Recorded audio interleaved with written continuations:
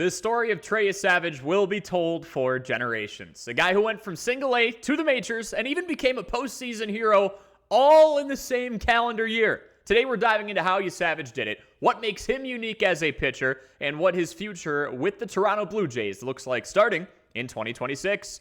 First off, what got Yesavage into rarefied air in 2025, where he ran the minor league gauntlet and even cracked a big league roster, all in the same year that he debuted in pro baseball? Well, the 2024 first-round pick struck out 160 batters in 98 innings of work in minor league ball. Yeah, that'll do it. That's almost 15 strikeouts per 9 innings for the Toronto righty. His whip was also a tad below 1 at 0.97. The guy literally gave the Blue Jays no choice but to call him up, but to continue to promote him, but to continue to give him larger and larger tests. And hey, once you break into the AAA level, which he did in Buffalo, it's all fair game come playoff time. So how did Yesavage stay effective? What separated him from the pack, from other guys who want to run the minor league gauntlet but haven't been able to? I'm going to say it's the over-the-top delivery and the arm side ride on the fastball that made a world of a difference. His release point looks about as close to 12 o'clock as you can get. And I wonder if that led to a very high 56% ground ball rate, albeit in a relatively small sample size. The eye level, though, think about it, is near that hand, and it's very much a downward motion off the release where opposing hitters kept smacking the ball into the ground. From there, having a fastball at 94 miles an hour instead of 98 or 99 or 100 didn't seem to hurt him much, considering Yesavage's whiff rate was also in the mid-30s.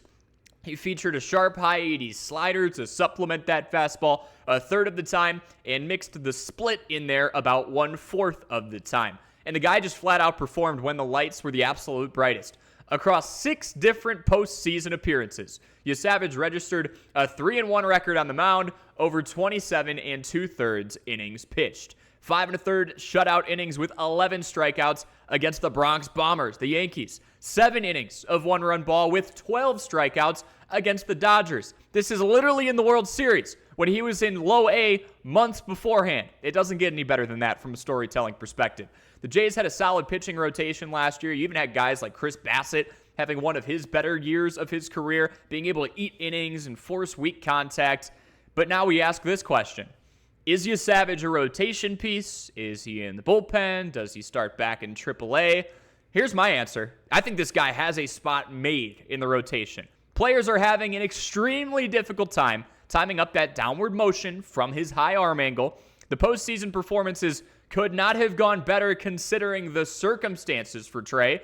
But how much will he pitch, I think, is the real question here. Baseball Reference projects him to log 67 innings with a strikeout an inning and log a couple of saves on the season as well. So they're projecting maybe he's in the bullpen from time to time. Put together all of his work in 2025, and he threw about 130 innings. I wouldn't expect him to go over 150 in his first, what I would presume to be, full season in Major League Ball. I think there will be a slight inning threshold, but it's good news if he's near that because it means Yesavage is reliable and going deep into ball games. But there cannot be a world where you put this guy anywhere but in your rotation come opening day and see if it works out.